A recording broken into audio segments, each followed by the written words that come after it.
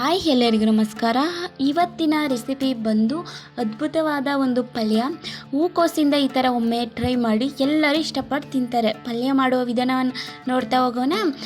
ಒಂದು ಪಾತ್ರೆಯನ್ನು ಇಟ್ಟು 1 ಲೋಟದಷ್ಟು ನೀರನ್ನು ಹಾಕಿ 1 ಸ್ಪೂನಷ್ಟು ಅರಿಶಿನ, 1 ಸ್ಪೂನಷ್ಟು ಹಲ್ಲುಪ್ಪು ಅನ್ನು ಹಾಕಿ ಇವಾಗ ಈ ಥರ ಕಟ್ ಮಾಡಿ ಇಟ್ಕೊಂಡಿರಬೇಕು. ಫಸ್ಟೇ ಕಟ್ ಮಾಡಿರೋವಂಥ ಹೂಕೋಸನ್ನು ಹಾಕಿ ಬೇಯಲಿಕ್ಕೆ ಇಟ್ಕೋಬೇಕು.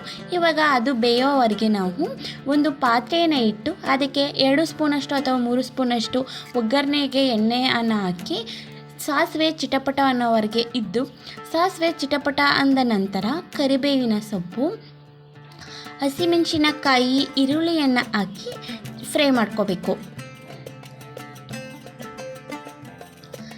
ಈ ಥರ ಈರುಳ್ಳಿಯನ್ನು ಫ್ರೈ ಮಾಡಿದ ನಂತರ 3 ಅಥವಾ 2 ಟೊಮೊಟೊವನ್ನು ಸಣ್ಣಗೆ ಹಚ್ಕೊಂಡು ಅದನ್ನು ಕೂಡ ಸೇರಿಸಿ ಈ ಥರ ಫ್ರೈ ಮಾಡ್ಕೋಬೇಕು.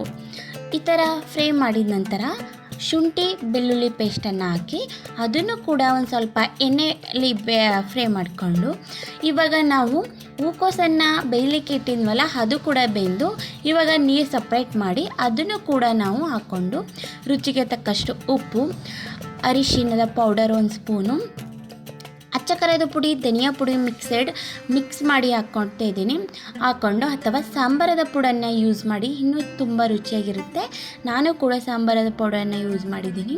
ಹಳ್ಳಿ ಕಡೆ ಜಾಸ್ತಿ ಸಾಂಬಾರು ಪುಡಿನೇ ಯೂಸ್ ಮಾಡೋದು. ನಾವು ಫಸ್ಟೇ ಮಾಡಿ ಎತ್ತಿಟ್ಕೊಂಡಿರ್ತೀವಿ.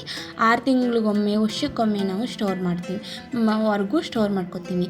1 ಲೋಟದಷ್ಟು ನೀರನ್ನು ಹಾಕಿ ಬೇಯಿಸ್ಕೊಂಡ್ರೆ ಅದ್ಭುತವಾದ ಹಾಗೆ ಈಸಿಯಾದ ಬ್ರೇಕ್ಫಾಸ್ಟ್ಗೆ ಒಂದೊಳ್ಳೆ ಪಲ್ಯ ರೆಡಿಯಾಗಿರುತ್ತೆ.